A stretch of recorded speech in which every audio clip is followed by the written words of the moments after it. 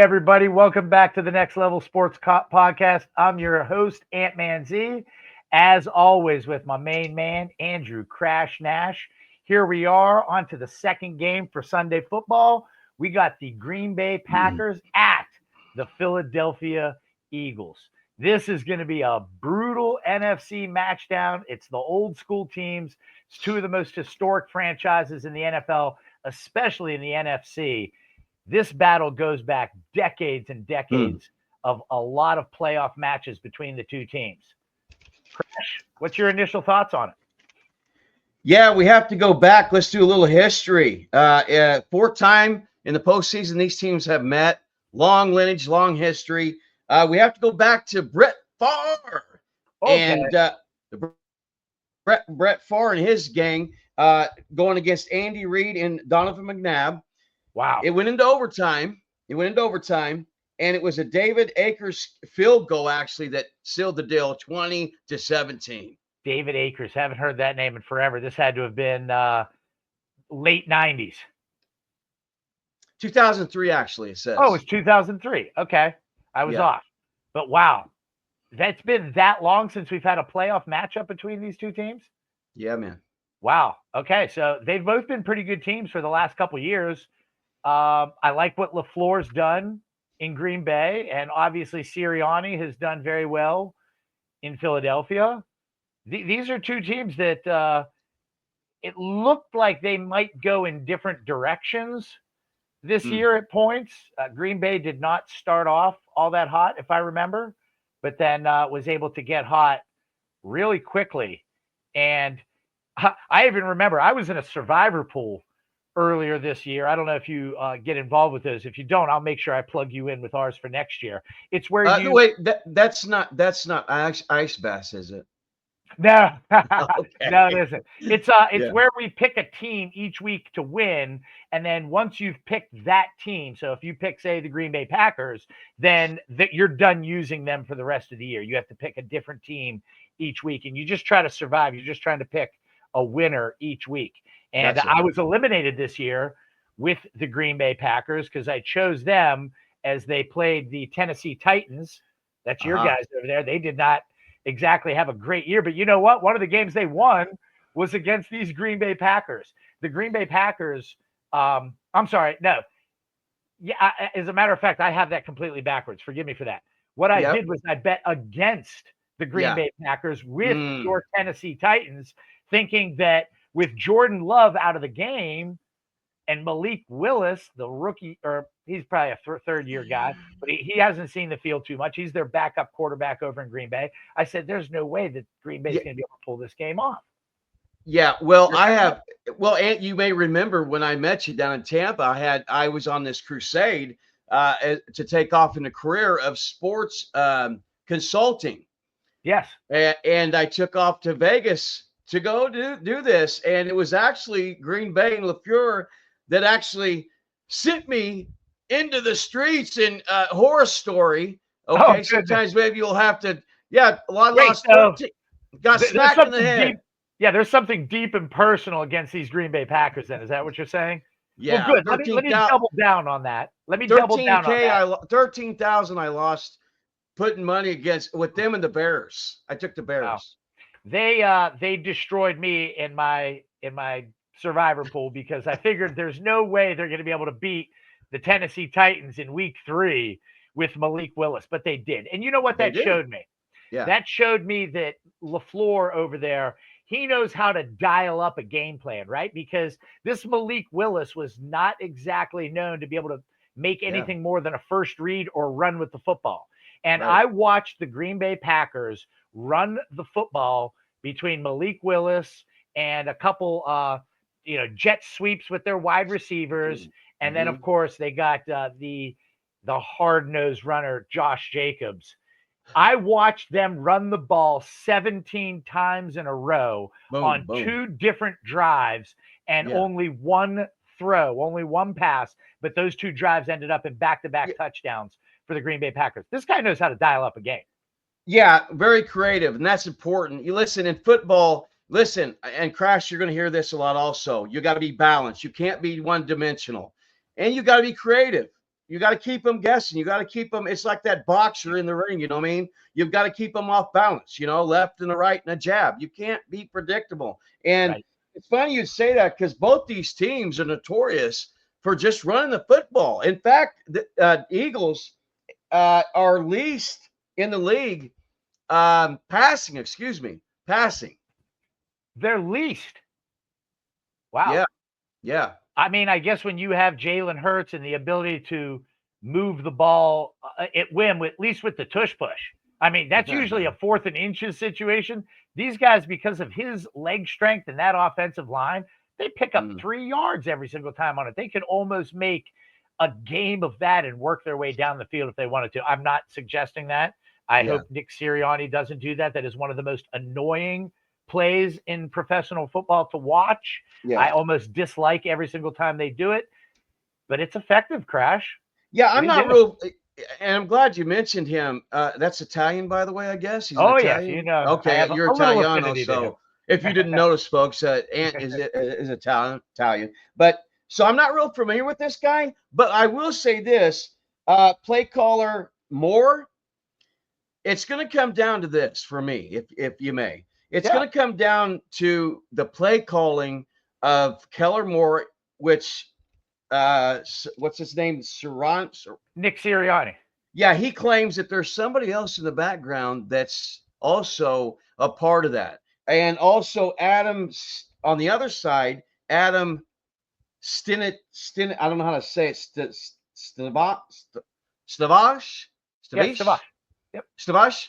So for me, it's going to come down to which of these offensive coordinators have game planned and also through this game can be more creative.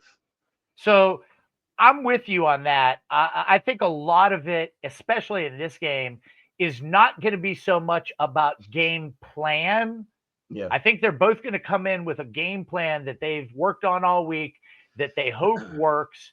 And just like football always throws you, Crash, you have to make adjustments on the fly. And I think this game, more than any other, each team is going to have adjustments that they can make because the other team is doing what they can to stop that plan as it evolves. But let me ask you this. Whose coaching staff do we give the advantage to in this game? We're going to break it down, right? We're going to do coaching. We're going to do offense. We're going to do defense, and we'll do an X factor. Yeah. Starting with the coaching, who do you like?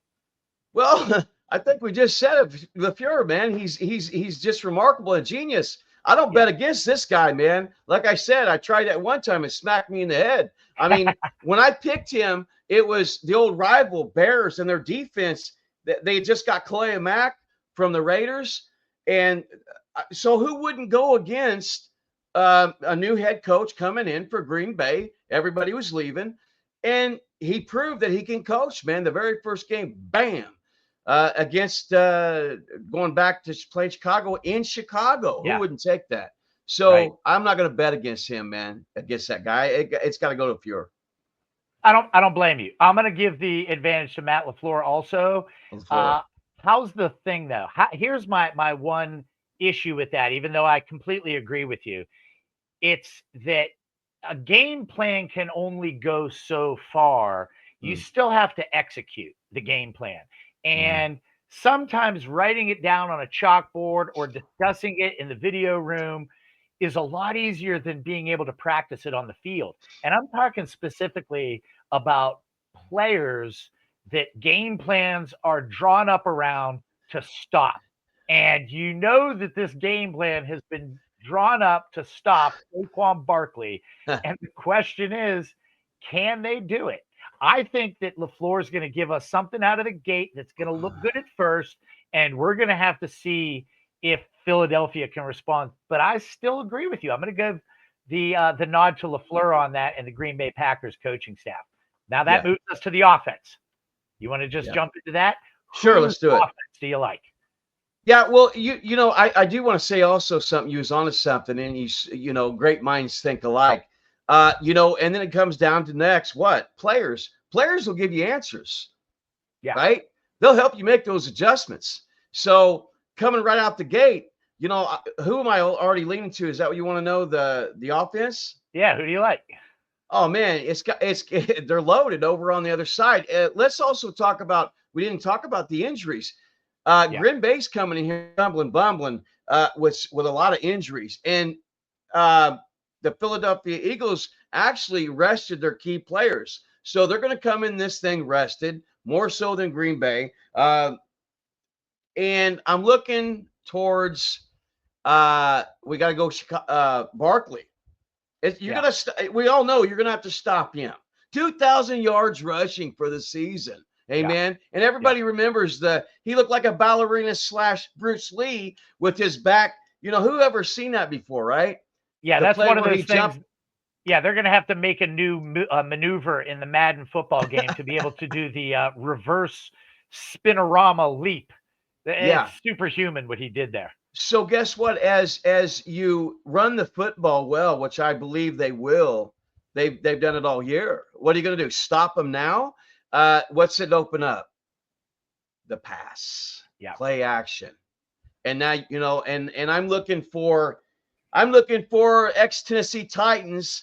If you're hearing me, ownership, you should have never got rid of him, Brown, to be a key factor in this game. I look for him to go ahead. It's not so much Barkley. I'm looking for the play action, big plays to open up for Philadelphia. Yeah, AJ Brown is an absolute game wrecker. He is widely regarded by many that play as a top 3 receiver in the NFL. I don't know if he gets the accolades he should from the fan base outside of Philadelphia, but this guy's an absolute stud who has only gotten better since he joined the Philadelphia Eagles, because he does find himself in a lot of one-on-one matchups. And when Jalen Hurts sees that downfield, he's going to take a chance on that every single time. Yeah, man. Now, let me give you so you went with the Eagles, advantage Eagles there. Yeah, correct? Well, but I'll tell you who I really love and adore. Love? Is there a hint there? Not so much love, but who the Raiders gave up. What'd you get rid of him for? Yeah, Josh Jacobs. Yeah, he's a beast, man. So Eagles are gonna have to slow him down. I love Josh. I love both running backs in this. Yeah. So who gets the advantage in your mind, Crash? It's got to go with still the offense of the Eagles. They're rested. Yeah. They're on fire. I've got to go. It's got to go with the advantage of the Eagles. I'm with you on that. Even though I think that Jordan Love has so much potential, and he's got a potentiality today to really step up and be a next level quarterback that maybe we haven't even seen yet. But he does have some weapons out there too. He's got some great connections with Jalen Reed. He's always had that one that he's had with Watson. They got the tight end that can come over the middle and do some check down when necessary. But like you said, I don't think any of that is able to be activated at all unless Josh Jacobs is able to move the ball on the ground. He's got to average 5 yards per carry for them or more. And if he does, we're going to have a very interesting day that's out there.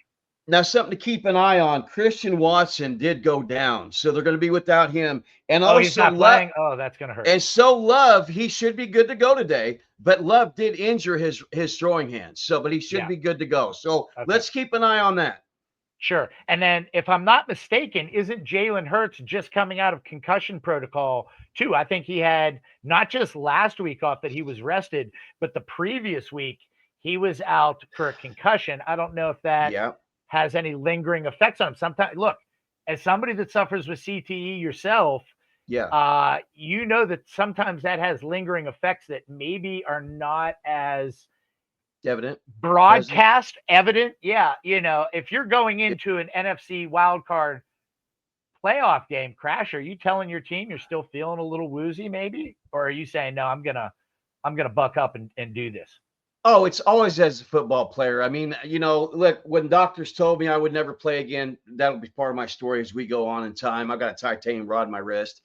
Football players are just a different breed, you know, kind of like the old boxers. You can tell us 1,000 times, don't do it. We're going to do it. You're going to have to carry us off the field. We're ready to go. We're going to do it, especially now you're talking playoffs.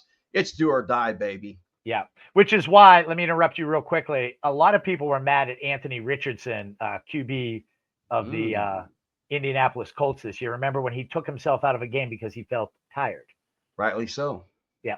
We'll discuss that at a later date. But Finish up your thoughts there on Philadelphia and where the advantage is for them.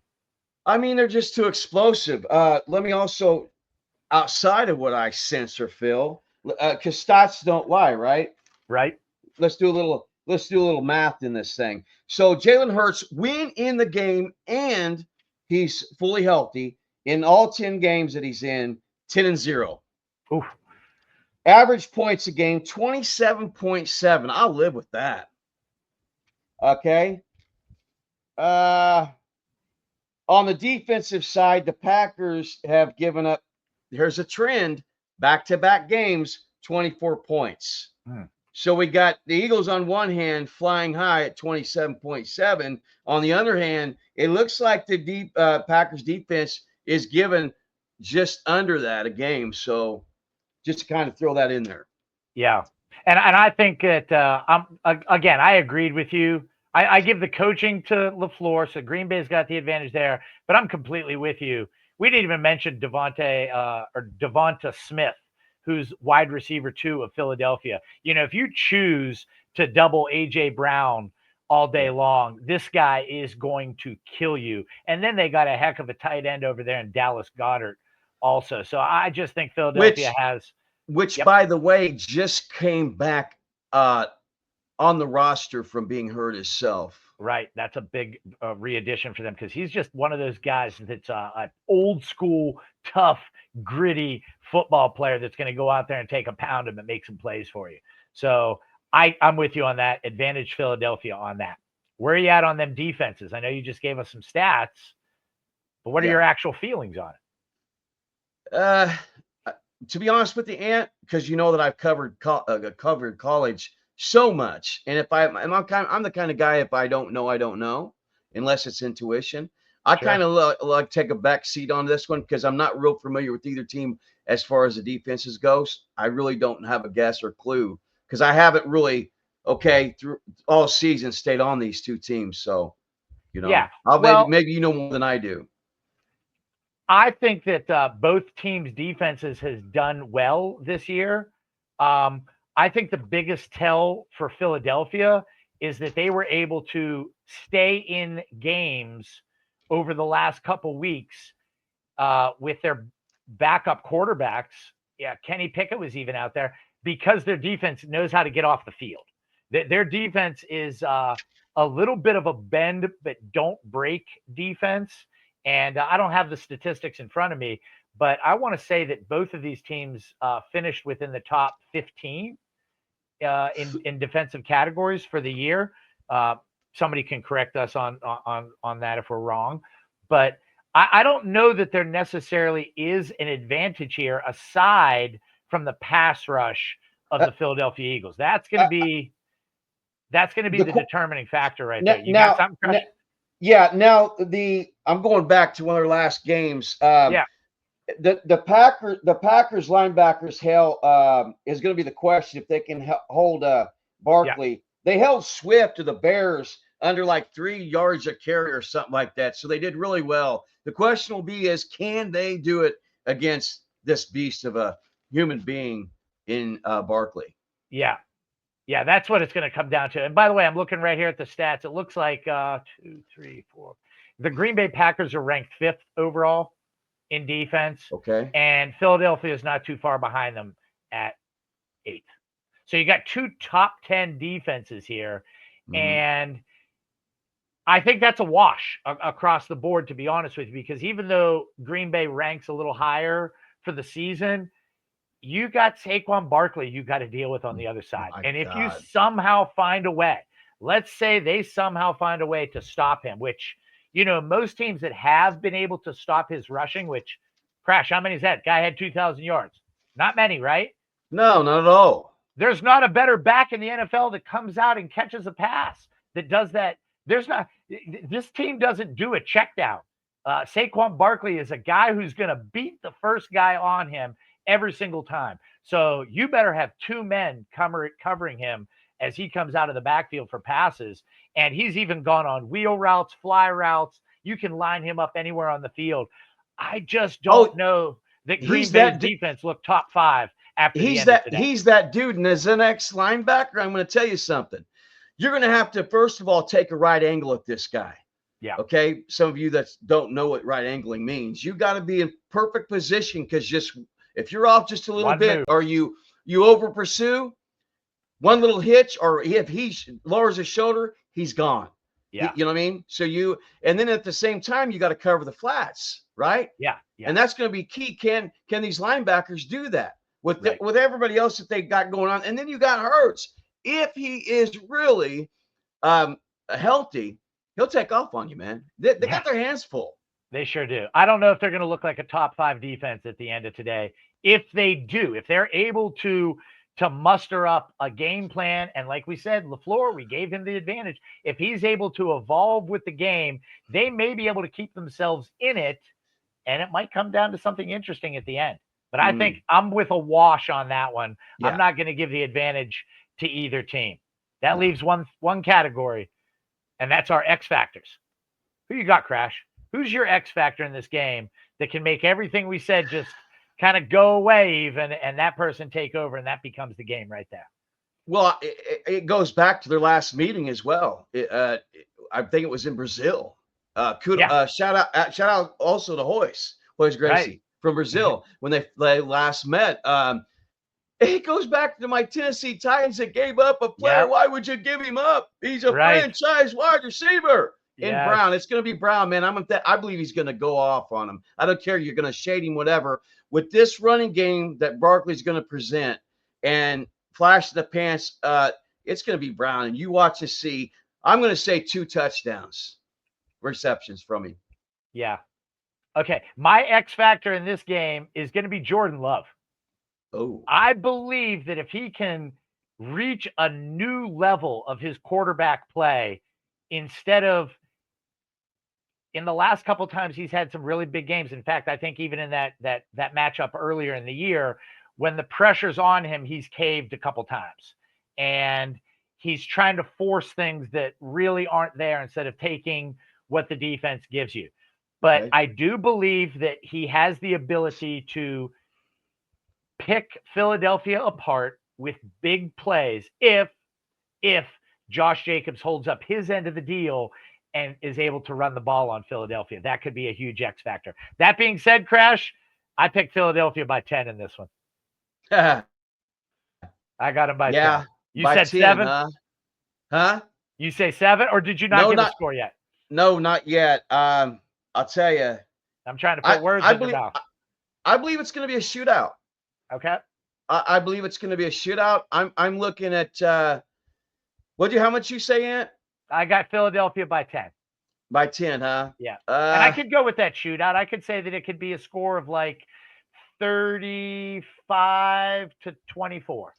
Yeah, I'm looking at something like that. I'm gonna say about by no less than 17 points. I'm looking at Philadelphia actually, just to kind of take off in about the third round, get some extra hogwash points in the end. Being home field advantage, I got to give it to Philly, man. Yeah, looks like you're giving it to him in a blowout. I got a couple Green Bay fans, so if they somehow pull this one out, I'm going to pull this clip up later and hold that one over you. But if you're right, they're going to have to eat crow. And I'm getting you back, LaFleur. You got me, man. And this is my payback for LaFleur. All right, let's see if he burns you again. It'll be interesting to see. Hey, if you guys have watched this long, do us a favor. Please subscribe. We love having you. Give us your comments down below on who you think is going to win this game, and we'll see you in the next one.